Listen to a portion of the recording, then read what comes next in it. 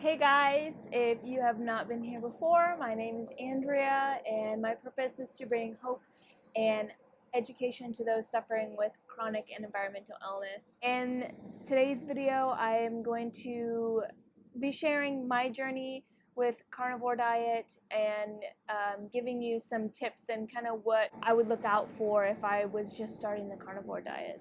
I'm actually outside on my patio. It's just so nice. It's been so nice these past couple days. I recently moved to North Carolina. Well, I shouldn't say recently. I've been in North Carolina for about a year. I was living in a moldy home in Florida and it made me really, really sick. So I moved up here, but I got my own place recently and I'm totally enjoying the patio and the outdoors. So I'll show you guys. So in the morning, deer will come out of here, and I get to hang out with them in the morning. But thought you guys might enjoy watching me sit on my patio. So there are a couple things that I'm going to share that I went through starting carnivore, and then of course give you guys tips and tricks and all that fun stuff. To begin with, I think it's important to analyze why you are starting carnivore. Are you starting carnivore to lose weight? Are you starting carnivore because you want to heal some autoimmune disease? Are you chronically ill? You know, were you suffering from mold illness and Lyme disease like me? There's so many reasons why people come to carnivore, and almost, I would say 99%, if not all of them, find either symptom management or healing through carnivore and animal based. Second, I would say to throw out the scale, throw out the calculator. We're not going to be measuring calories, we're not going to be doing macros, we're not going to be doing any of those things to begin with. We really just want to focus in on when we're hungry and when we're full. We want to get our leptin receptors back on board so that we're able to really read our bodies and understand when we're hungry and full. My air just kicked on, so this might be really loud. All right, well, my AC turned on and it's right out here, so it's super loud, so I had to stop for a moment. But so I believe I was talking about our leptin receptors and registering whether we're hungry or full. So I think that is important to establish when starting the carnivore diet, whether this is for weight control or chronic illness. If you are okay and you don't react to a lot of things like I did when I first started carnivore, then I wouldn't worry too much about the grass-fed, organic, things like that. I personally prefer those. I feel better on them. I think that it's okay to eat the non-grass fed. I will every once in a while, but I like to eat things the way God created them. And when I first got sick, I had a lot of histamine problems. I still do, but not as bad. And so I ate a lot of lamb. I ate a lot of lamb, salt, and water. I did the lion diet when I first started. Once I healed up a little bit, I was able to eat some conventional meat and other things like that. But if you are not too ill and you're doing this more for weight loss, I would try to save money where you can.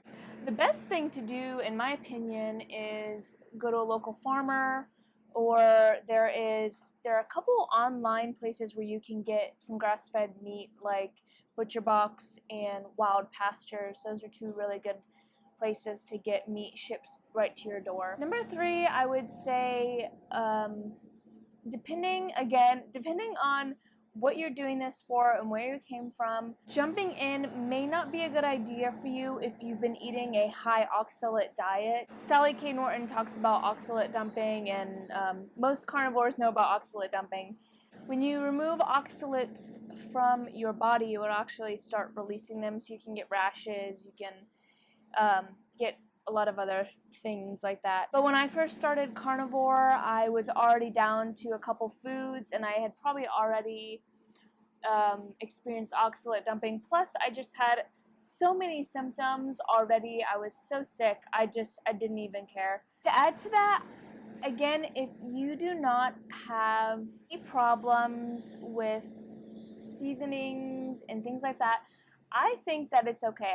I don't like some of these people who are super dogmatic about not eating garlic and not eating things like that. If it's going to keep you eating this way and make it sustainable for you, I think that you should just go ahead and do it. If you want garlic or onions with your steak, go ahead. But if it's causing you to have bloating and gas, then obviously cut it out. And I think that is the main reason most people come to carnivores, because it's a complete elimination diet. When I started, like I said, I was just eating lamb, salt, and water, and some ribeye that I could find that was as fresh as possible. And I wasn't really able to eat a lot at first, and I had diarrhea for about 2 weeks, and then my bowel movements became normal, which is, for me, I was chronically constipated, and then when I got really ill, I had diarrhea and constipation. It was never normal, and then it's finally leveled out, which has been amazing, and my guts finally started to heal. I've been on carnivore for about 1.5 years, and I've been able to expand not only the meat choices, but even some other things. I don't really go out of the realm. I don't eat high oxalate foods like spinach or things like that.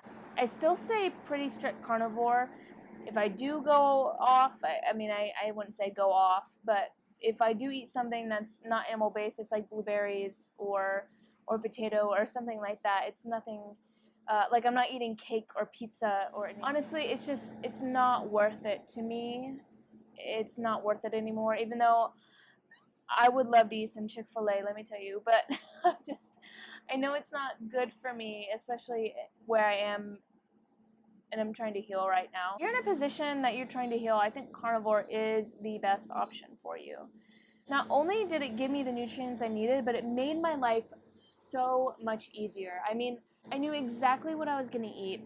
I'm pretty sure I suffered from disordered eating in the past, and I've always had food sensitivities, so actually eating a meal and not feeling terrible afterwards was just such a relief. Plus, I knew exactly what I was going to eat and when I was going to eat it, and it was super easy to cook. I had an air fryer or the oven, and I just would bake it or air fry it, and it was super simple and easy, and I didn't think about food. I didn't think about food all day. I didn't think about how I was going to prepare it. It was just beef, salt, water. Like, that was it, and it took so much stress out of my life, and it really, really turned things around for me.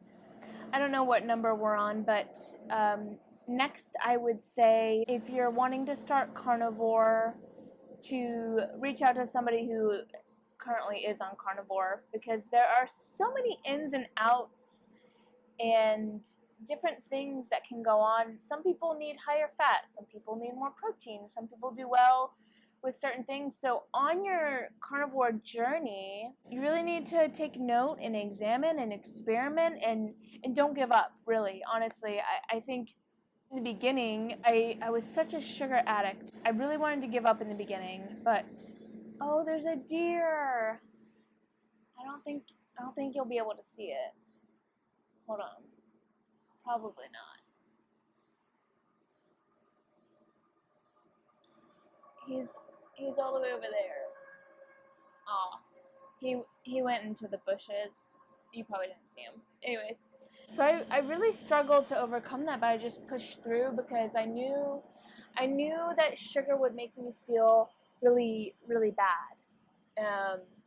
And again, I would experiment, and there was a point in time where, well, this was actually before I started carnivore. I was doing more of a low histamine, just whole food kind of paleo diet, and it got me, it moved the needle a little bit for me, but when I would just fall right back. I would eat cake and drink wine and eat all this processed food, and then it would flare me up and I'd get really, really sick again. And that's about the time when I discovered carnivore and was like, okay, I gotta do this. Like, I was down to one food. I was reacting to everything, not even just food. I was reacting to like the smell of gasoline or the perfume or like everything. It was absolutely terrible. So yeah, I think it's important to experiment, to figure out what works best for you, and honestly just keep things simple and don't be so dogmatic about things. There are two different types of people though. There are people who can moderate and people who need to abstain. So if you can have a handful of blueberries and not go binge on cake later, do it. But if you're really addicted to sugar and you really have an addictive personality, then I would stay away from those things. Like flour for me, like anything that's like white flour, even if it's like almond flour or anything that's like a baked good, I really have a problem. Even if it's gluten free or better for you or whatever, I have such a problem binging on those things. So I try to stay away from those as much as I possibly can. For example, for desserts, I've been making Jello. It has element electrolytes in it, so but it's full protein, so it fills me up and I'm not binging on it, and it's really, really great. So the last thing I would say is to make sure you're eating enough protein. You can overeat any food, and fat is mostly used for energy, and if you're overeating that and not moving, not working out, you will gain weight. And I personally experienced that. I was gaining weight and I was just eating so much, and I ended up I was eating like 3,000 calories a day and way too much protein, like 250 grams of protein. It was crazy. Part of it has to do with the mold illness and my leptin receptors and my hormones. I think they're just really, really messed up. Most people I don't think would have a problem with that, but if you do get to a point where you're like, this isn't working, then that's when you would start to ask somebody for help. Hey, what did you do? This isn't working for me. This has become just such a way of life.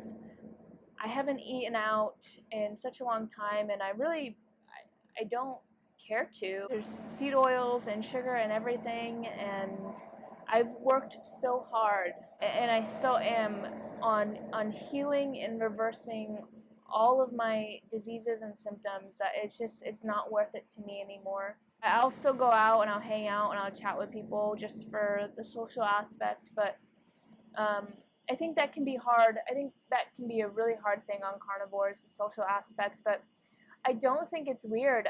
I really think that you have really good friends that are encouraging and they understand. They're not going to push you to eat these sugary things. They're not going to force you to indulge in these foods. Food has become just completely fake and made to be addictive so that you just keep buying it and you keep coming back and you keep eating it, and it's really sad to go through the grocery store and to see all these people think that these processed foods are still healthy because they're labeled keto or they're labeled low fat or whatever, and it's just it really breaks my heart because I was there once too, and I really hope that if you decide to start carnivore, that it changes your life and that you get connected with the carnivore community and you really experience how life-changing and healing this way of life can be. Until next time, I will be having an interview with JT from the Poco Moonshine family, I think his YouTube channel name is. So I believe it's next Friday at 8 p.m. So I'll be sharing more about that, but we'll be having an interview, and so that'll be fun. And yeah, I think that's about it. Like, subscribe, all that fun stuff, and if you guys have any questions, please leave a comment below. I think I'm going to do more of the vlogging and show you guys what I eat in a day and how I kind of, like my morning routines and all that. Until next time, remember to eat your steak.